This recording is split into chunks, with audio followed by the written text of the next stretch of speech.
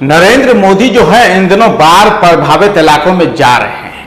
वहां जमकर जो है वो अपने आंसू बहा रहे हैं। इतना ही नहीं, खूब जो है वो पैसा भी लुटा रहे हैं। आप कहेंगे भला गुरु क्या हो गया, तो आपको तो पता होगा ना कि नरेंद्र मोदी सर जो है इन दिनों हिमाचल प्रदेश, पंजाब और उत्तराखंड के दौरे पर थे, जहां उन्होंने जमकर जो है वो दोनों हाथों से खूब दौलत लुटाया, खूब जो है वो राहत पैकेज बांटा और ऐलान कर दिया कि गुरु इतने में जो है आप राहत पैकेज लीजिए और अपनी जिंदगी को संवारिए।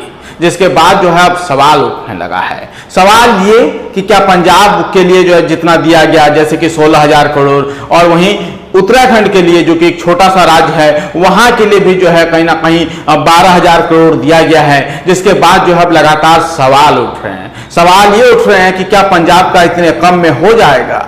क्या पंजाब इतने जो त्रासदी के साथ जो गुजर रहा है, इतने जो चारों तरफ हाहाकार मचा हुआ है, इतने जो पंजाब में 50 साल बाद जिस तरीके की स्थिति देखने को मिली है, क्या इससे चीजें दुरुस्त हो जाएंगी? क्या चीजें सब कुछ ठीक हो जाएगा?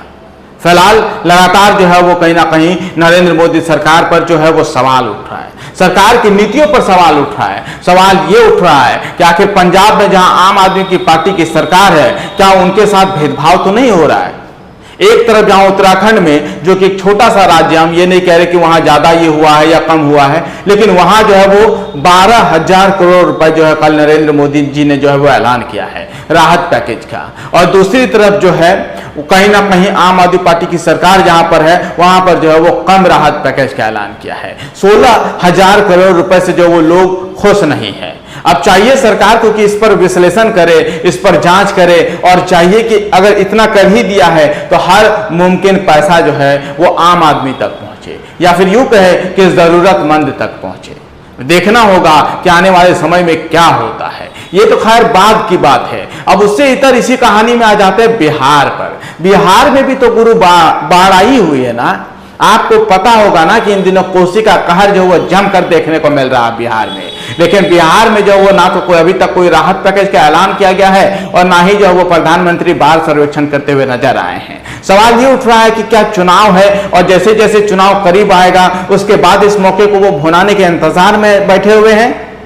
क्या है असल मकसद, नहीं पता किसी को। लेकिन हकीकत बस यही है कि बिहार में भी जो है वो चुनाव है, और चुनाव के मद्देनजर जब धीरे धीरे जो वो रोटियां सेकी जाने लगी है, अभी तक जो है वो कोई भी नेता जो है वहां तक पहुंचा नहीं है। वहां बताया जा रहा है कि पिछले 10-12 दिनों से जो है वो हालात बद से बदतर हो गए हैं, उसके बावजूद भी जो है लोग नहीं पहुंचे हैं। फिलहाल देखना होगा कि आने वाले समय में जब बिहार में चुनाव होगा तब क्या कोई राहत पैकेज का ऐलान होगा, और उस वक्त अगर राहत पैकेज का ऐलान होता है तो उस राहत पैकेज के क्या मायने होंगे।